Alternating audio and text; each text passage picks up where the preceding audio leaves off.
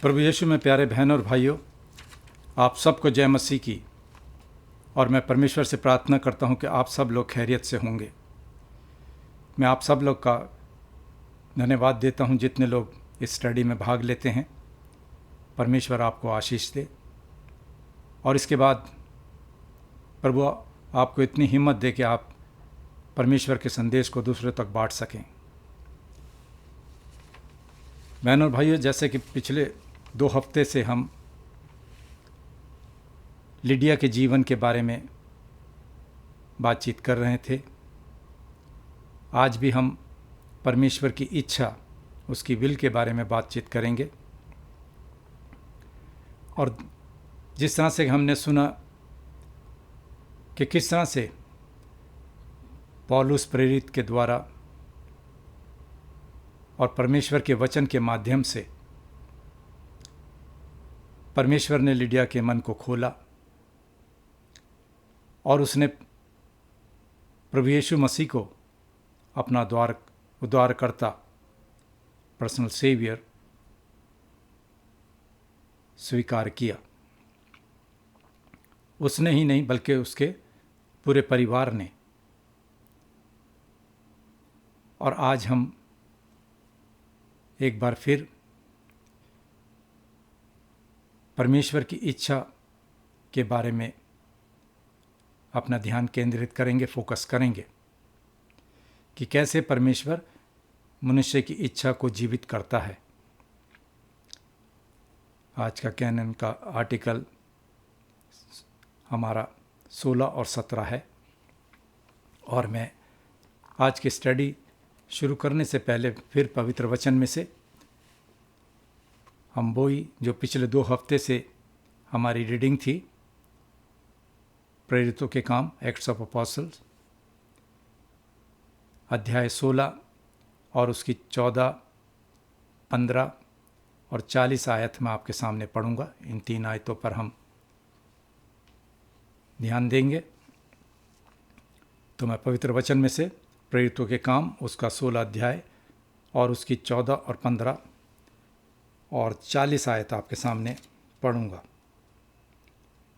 और लिडिया नाम थुआतीरा नगर की बैंजनी कपड़े बेचने वाली एक भक्त स्त्री सुनती थी और प्रभु ने उसके मन को खोला ताकि पौलुस की बातों पर मन लगाए। और जब उसने अपने घराने समेत बपतिस्मा लिया तो उसने विनती की कि यदि तुम मुझे प्रभु की विश्वासनी समझते हो तो चलकर मेरे घर में रहो। और वो हमें मना कर ले गई, यानी कि पौलुस और उसके साथियों को मना करके अपने घर ले गई।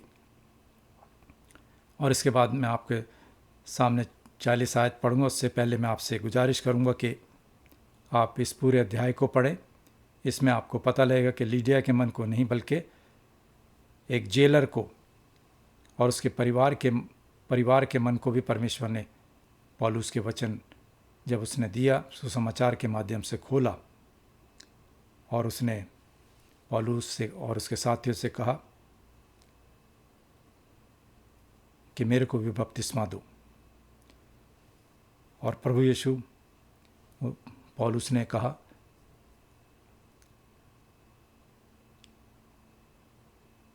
कि प्रभु यीशु मसीह पर विश्वास कर तो तू और तेरा घराना उद्धार पाएगा। और उन्होंने उसको और उसके सारे घर के लोगों को प्रभु का वचन सुनाया।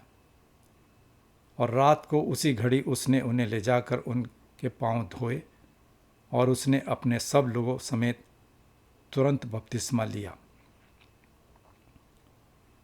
और 40 आयत में हम देखते हैं कि वे बंदी गृह से निकल कर लिडिया के घर आए और भाइयों से भेंट करके उन्हें शांति दी और चले गए। ये परमेश्वर का वचन है। परमेश्वर का धन्यवाद हो।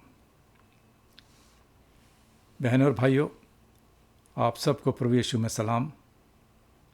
पिछले हफ्ते हमने पवित्र बाइबल में देखा, पढ़ा और सुना कि कैसे विश्वास परमेश्वर का उपहार है, एक गिफ्ट है। पवित्र बाइबल के नज़रिए से उसके अगर हम गलत दृष्टिकोण को अलग करने के लिए हमने 2 दृष्टांतों का इस्तेमाल किया है। और जैसा मैंने पहले भी आपको बताया कि पिछली बार मैंने एक उदाहरण दिया था फूल के गुलदस्ते के बारे में, तो परमेश्वर जैसा थे शुरू से, ना सिर्फ फूलों का गुलदस्ता देते हैं जिसे हम लेते हैं या मना करते हैं, ये हमारे पर डिपेंड करता है, हम चुनते हैं कि हम उसको एक्सेप्ट करें या रिजेक्ट करें। लेकिन परमेश्वर हमारी ज़िंदगी में इस तरह से काम करते हैं कि वो हमारे हाथों में गुलदस्ता रखते हैं, थमाते हैं, या फिर हम इसे अलग तरीके से कहें कि विश्वास एक खाली हाथ है जो स्वीकार करने और लेने के लिए पहुंचता है, एक्सेप्ट करने के लिए पहुंचता है। लेकिन परमेश्वर पहले खाली हाथ बनाते हैं ताकि वह विश्वास में पहुंच सके और जवाब दे सके। दूसरा, विश्वास ये नहीं है कि यह ऐसा नहीं है कि परमेश्वर एक बिजली के स्विच की तरह हमें शक्ति देता है और हम इसे ऑन या ऑफ करना चाहते हैं, लेकिन सिर्फ परमेश्वर ही हमें उस बिजली को के जो स्विच है उसको ऑफ एंड ऑन करने की शक्ति देते हैं। हमारी इच्छा तो है मगर शक्ति परमेश्वर की तरफ से मिलती है। उद्धार प्रभु से है, लेकिन आर्मेनिया, जैसा कि मैंने आपको पहले हफ्ते बताया था, और उसके पीछे चलने वाले उसके अनुयायी, वो ये इस बात के लिए क्या कहते हैं उसको हम सुनेंगे, उनका ऑब्जेक्शन क्या है पहले। तो हम पहले उनके उस ऑब्जेक्शन को देखेंगे। वो कहते हैं तो क्या आप विश्वास करते हैं कि परमेश्वर ज़बरदस्ती काम करते हैं या आपको मजबूर करते हैं, और परमेश्वर मेरी या आपकी इच्छा को छीन लेते हैं और ये हमारी अपनी पसंद बनाने का हमारा अपना काम है। ये उनका तर्क है, उनका कहना है। इसका मतलब है कि मनुष्य, इंसान, कंप्यूटर या रोबोट से अलग नहीं है। हम इसे प्रोग्राम करते हैं और ये हमारी इच्छा के अनुसार चलता है, लेकिन इसकी अपनी कोई इच्छा नहीं है। मनुष्य पत्थरों की तरह से निष्क्रिय है। ये आर्मीनियस की आपत्ति है, उनका ऑब्जेक्शन है। लेकिन हमारा आज का आर्टिकल 16 उनकी इस आपत्ति, उनके इस ऑब्जेक्शन का जवाब देता है, और उसका जवाब या रिस्पॉन्स है कि नए जन्म का ये दिव्य कृपा, डिवाइन ग्रेस, मनुष्य पर ऐसा काम नहीं करता जैसा कि वे पत्थर हों। इच्छा या उसके गुणों को नहीं छीनते हैं या हिंसक रूप से इसे मजबूर नहीं करते हैं।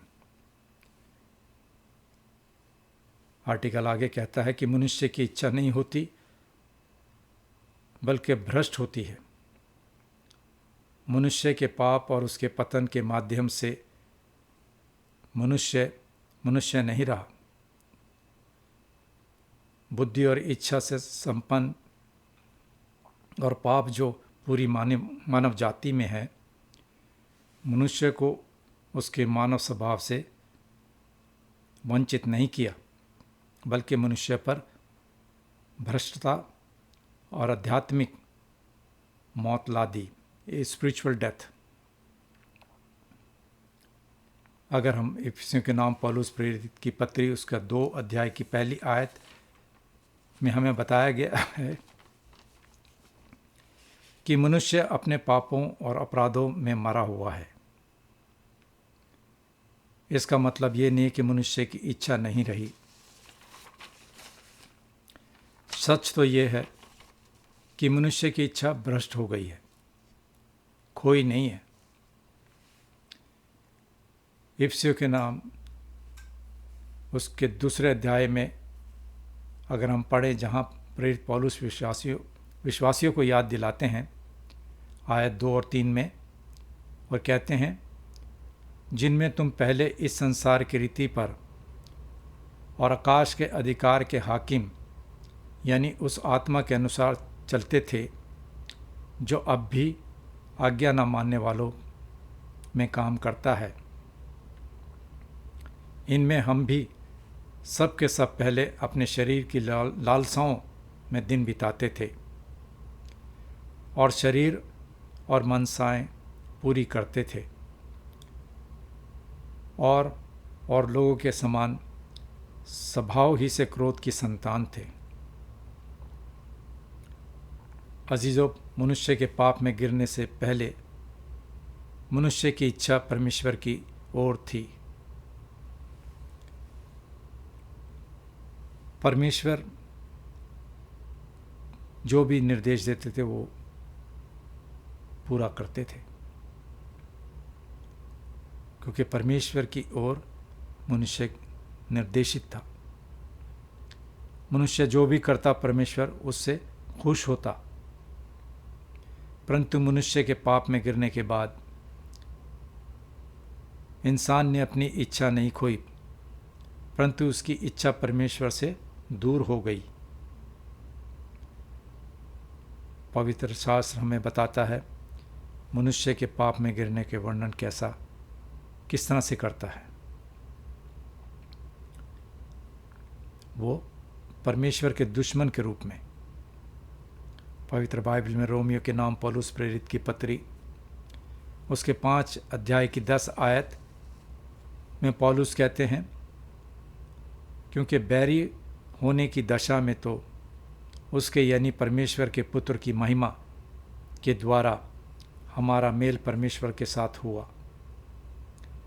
फिर मेल हो जाने पर उसके यानी प्रभु यीशु मसीह के जीवन के कारण हम उद्धार क्यों ना पाएंगे।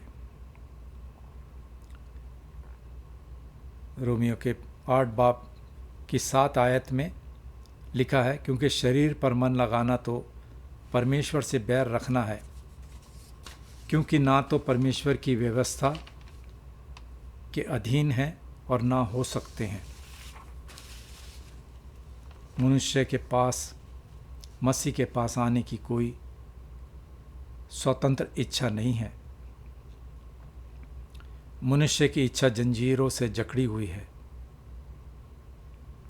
और पाप में बंधी हुई है और परमेश्वर के प्रति शत्रुतापूर्ण है।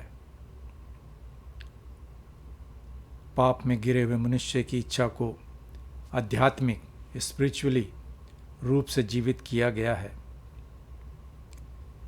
अब हम आएंगे अपने आर्टिकल 16 के बी पॉइंट में, जो कि हमें बताता है कि पाप में गिरे हुए मनुष्य की इच्छा को आध्यात्मिक स्पिरिचुअली रूप से जीवित किया गया है। Fallen man's will made spiritually alive. परमेश्वर द्वारा नए जन्म के काम में वो हम पर जो उसके शत्रुतापूर्ण पापियों और पापी हैं अपना काम शुरू कर देता है। उन पापियों पर अपना काम शुरू कर देता है, जिनमें हम भी शामिल हैं, ताकि हमारी इच्छाएं जो परमेश्वर के खिलाफ हैं, उसके विरोध है, उसकी ओर हो जाएं। परमेश्वर इच्छा को दूर नहीं करते या उसे मजबूर नहीं करते, बल्कि इच्छा को आध्यात्मिक स्पिरिचुअली रूप से जीवित बनाते हैं। इसे ठीक करते हैं, साथ ही साथ इसे शक्तिशाली रूप से झुकाते हैं। भाई और बहनों, परमेश्वर के काम के तरीकों को देखें, लेकिन परमेश्वर झुकता है और इच्छा को ठीक करता है ताकि हम अपनी इच्छा से वो करें जो परमेश्वर की इच्छा है, जो परमेश्वर की मर्जी है।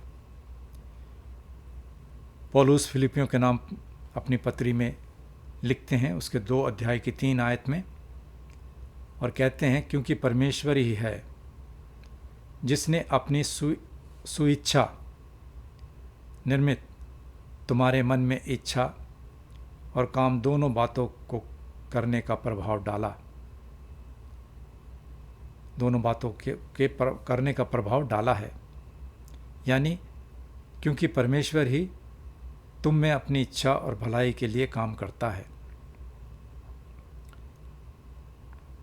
इसका परिणाम, इसका नतीजा क्या है, ये एक प्रश्न है। What is the result? और इसका उत्तर, इसका नतीजा ये है कि परमेश्वर की आत्मा हमारी इच्छा पर इन जंजीरों को तोड़ने और इसे फिर से आज़ाद करने में काबिल है, सक्षम है।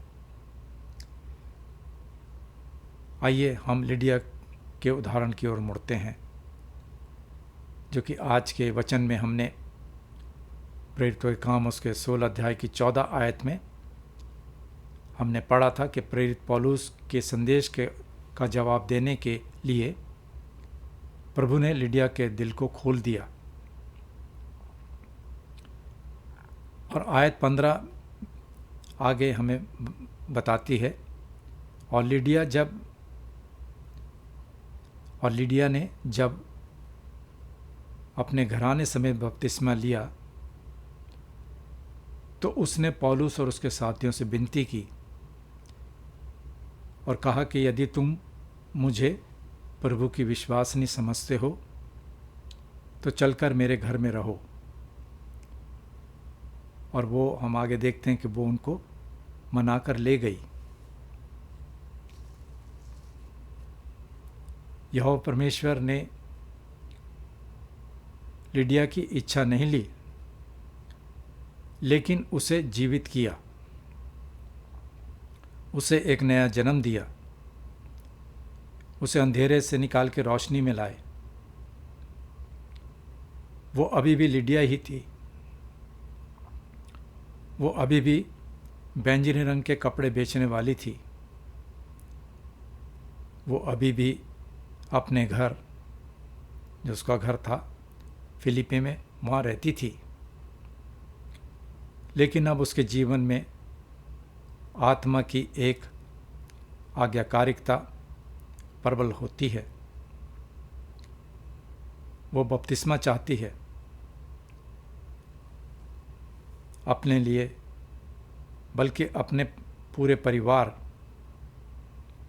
अपने घराने पर परमेश्वर के नाम की मोहर लगाना चाहती है। वह पौलुस प्रेरित और उसके साथियों को अपने घर बुलाती है।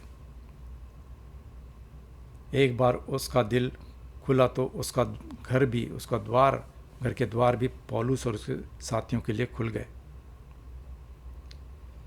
वह उन्हें मनाकर अपने घर ले गई। और इसी 16 अध्याय की आखिरी आयत 40 में पद में हम पढ़ते हैं, लिदिया का घर फिलिपी में प्रभु के लोगों के लिए एक मिलने की जगह, एक चर्च बन जाता है। और ये उसकी अपनी इच्छा थी कि परमेश्वर का, उसका घर एक परमेश्वर का मिलने का स्थान कहलाए, चर्च कहलाए, क्योंकि परमेश्वर ने लिडिया के हृदय को बदल दिया।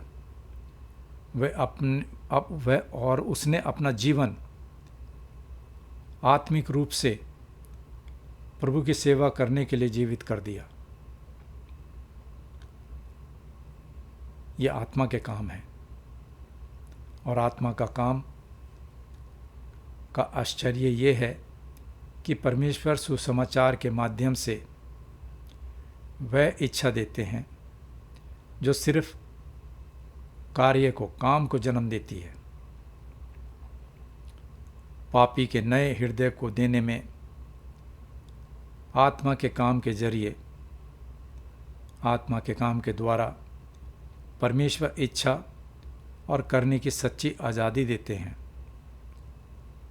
क्योंकि ये हमारे हृदय की इच्छा बन गई है। आज का आर्टिकल ये कहकर समाप्त होता है, आर्टिकल 16, कि अगर परमेश्वर हमारे साथ इस तरह से सलूक नहीं करते तो मनुष्य अपने पाप से उठने की कोई आशा उसको नहीं होती। अगर परमेश्वर हमारे साथ नहीं होते और हमारे साथ सलूक नहीं करते तो मनुष्य को अपने पाप से उठने की कोई उम्मीद नहीं होती। अब हम आज के आर्टिकल 17 पे आते हैं, जो हमें बताता वो साधन जो आत्मा मनुष्य की इच्छा को जीवित करने के लिए उपयोग करता है। वो साधन जो आत्मा मनुष्य की इच्छा को जीवित करने के लिए उपयोग करता है। The means the Spirit uses to make man's will alive। अजीज़ों, परमेश्वर अपनी आत्मा के जरिए हमें सीधे अपनी आत्मा से बदल देते हैं और बदल सकता है, बिना किसी साधनों का उपयोग किए बगैर, यदि परमेश्वर चाहता है तो। परंतु मनुष्य की इच्छा को जीवित करने में परमेश्वर साधनों का इस्तेमाल करते हैं। परमेश्वर का अलौकिक काम, सुपरनैचुरल वर्क, जिससे वो हमें नया जन्म देते हैं, किसी भी तरह से सुसमाचार के इस्तेमाल को बाहर या रद्द नहीं करता है, जिससे सबसे बुद्धिमान परमेश्वर ने नए जन्म का बीज और आत्मा का भोजन ठहराया है। परमेश्वर को ऐसा करने की आवश्यकता नहीं थी, लेकिन परमेश्वर ने नए जन्म का निर्माण करने और उस नए जीवन में हमें बनाए रखने के लिए सुसमाचार के प्रचार के साधनों का इस्तेमाल किया है और साधनों का इस्तेमाल चुना है। मेहरबानी से बार बार सुसमाचार का जिक्र आ रहा है, तो सुसमाचार के माध्यम से ही हम किसी इंसान का जीवन चेंज हो सकता है, हमारी अपनी इच्छा से नहीं, बल्कि सुसमाचार के माध्यम से। जिस तरह से लिडिया का परमेश्वर ने हृदय परिवर्तन किया। वचन पवित्र आत्मा का वो साधन है जिसमें वह इच्छा को जीवित करता है जिसे वो चाहते हैं, उसे चंगा करते हैं और उसे सुधारते हैं, और साथ ही उसे शक्तिशाली रूप से उसे झुकाए और उसे नया आकार देते हैं।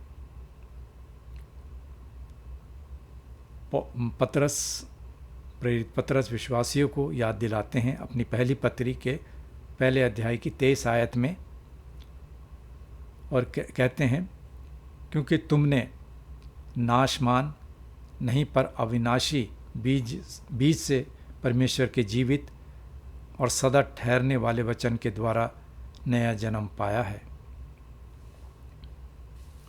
याकूब अपनी पत्री के पहले अध्याय के 18 आयत में लिखते हैं, उसने यानी प्रभु यीशु ने अपनी ही इच्छा से हमें सत्य के वचन के द्वारा उत्पन्न किया है, ताकि हम उसकी सृष्टि की हुई वस्तुओं में से एक प्रकार के पहले फल हों। सत्य के वचन से विश्वास आता है। बहनों और भाइयों, रोमियो के नाम पौलुस प्रेरित की पत्री उसका 10 अध्याय के 17 आयत हमें बताती है, सो विश्वास सुनने से और सुनाना मसीह के वचन से होता है। विश्वास सुनने से और सुनना मसीह के वचन से होता है। जैसे कि हमने देखा प्रेरितों के काम उसके 16 अध्याय की 14 आयत में कि किस तरह से लीडिया ने विश्वास परमेश्वर के वचन पे किया और परमेश्वर ने उसके वचन के माध्यम से उसके हृदय को खोला। तो पवित्र आत्मा परमेश्वर के वचन से अलग काम नहीं करता, वह परमेश्वर के वचन के माध्यम से काम करता है। हमारे उद्धारकर्ता प्रभु यीशु मसीह की महिमा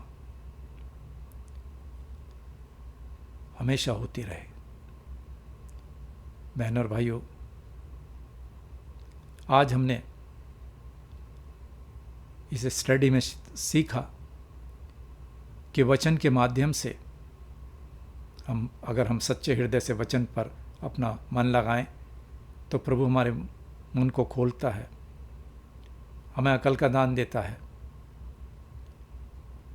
मैं आप परमेश्वर से प्रार्थना करता हूं कि प्रभु जितने लोग आपके वचन को सुनते हैं, जितने लोग आपके वचन पर मनन करते हैं, प्रभु आप उनके हृदय को खोलें,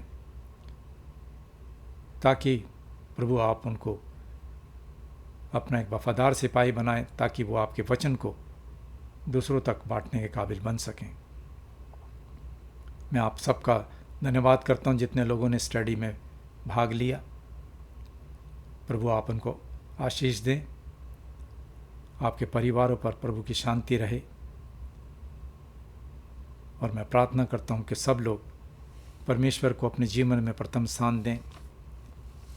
उन तमाम लोगों के लिए प्रार्थना करता हूं जो लोग बीमार हैं, दुखी हैं या परेशान हैं।